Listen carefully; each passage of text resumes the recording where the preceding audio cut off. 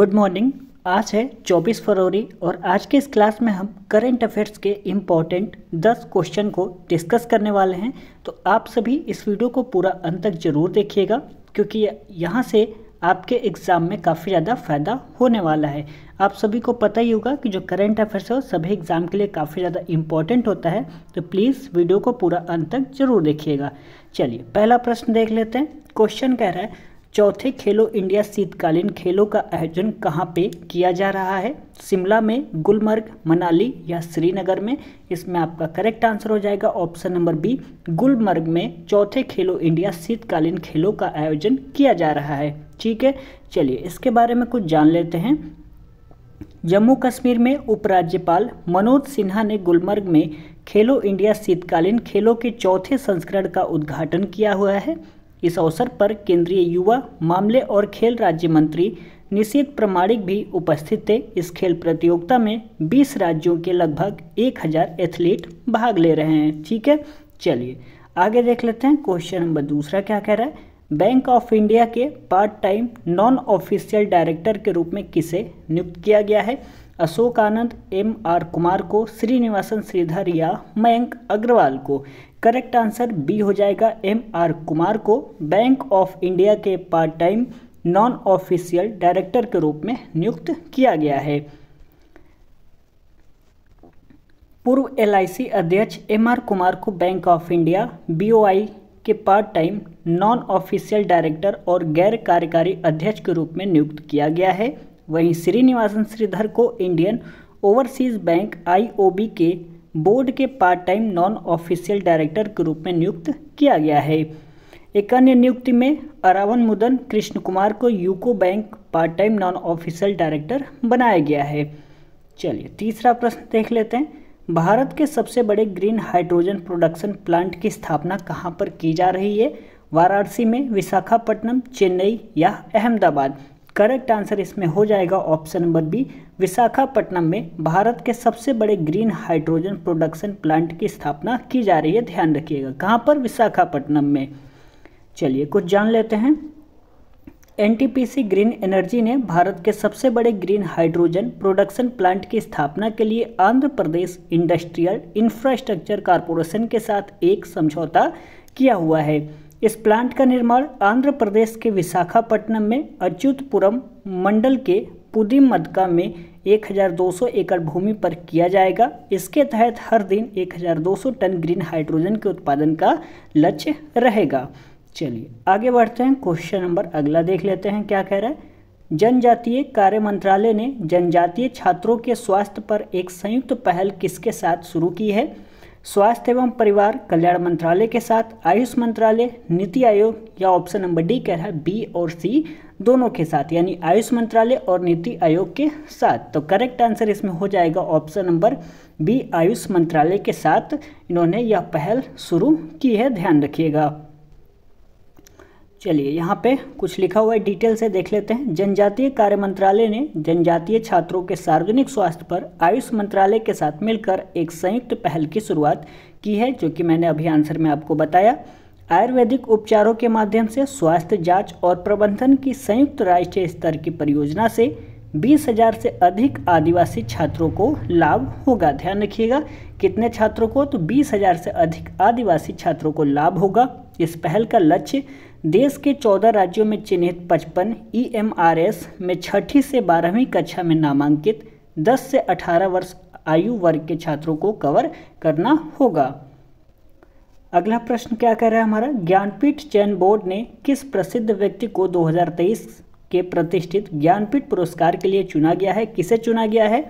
जावेद अख्तर को, आतिफ असलम, अजीत सिंह या गुलजार और रामभद्राचार्य को? किसे चुना गया है? प्रसिद्ध व्यक्ति कौन हो जाएंगे वो जिन्हें ज्ञानपीठ पुरस्कार के लिए चुना गया है 2023 के लिए? तो इसमें आपका correct answer option number D हो जाएगा, गुलजार और रामभद्राचार्य जी को। ठीक है, चलिए डिटेल में यहाँ पे लिखा हुआ है, देख लेते हैं।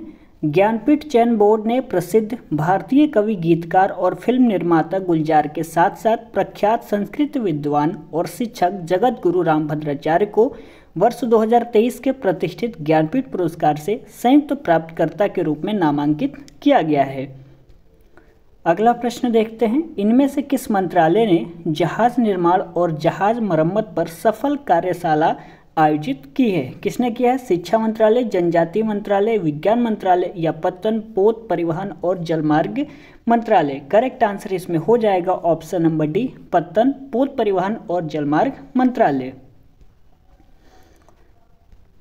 यहाँ पे लिखा हुआ है पत्तन, पोत, परिवहन और जलमार्ग मंत्रालय ने जहाज निर्माण और जहाज मरम्मत पर सफल कार्यशाला आयोजित की है। कार्यशाला ने प्रतिभागी वार्ता, नेटवर्किंग और सहयोग को प्रोत्साहित करने के लिए स्थान प्रदान किया, जिससे जहाज निर्माण और जहाज मरम्मत उद्योग में सकारात्मक परिवर्तन हुए हैं।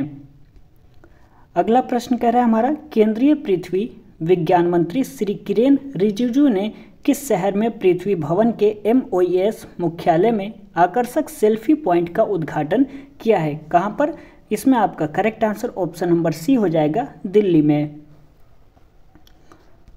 लिखा हुआ है यहाँ पे, केंद्रीय पृथ्वी विज्ञान मंत्री MOES श्री किरेन रिजिजू ने नई दिल्ली स्थित लोधी रोड पर पृथ्वी भवन के MOES मुख्यालय में आकर्षक सेल्फी पॉइंट का उद्घाटन किया है। इस सेल्फी पॉइंट का मुख्य आकर्षण 5 फीट का घूमता हुआ ग्लोब है, जो पृथ्वी के परिदृश्य और रूपरेखा के आश्चर्यजनक विवरण के साथ दिखता है।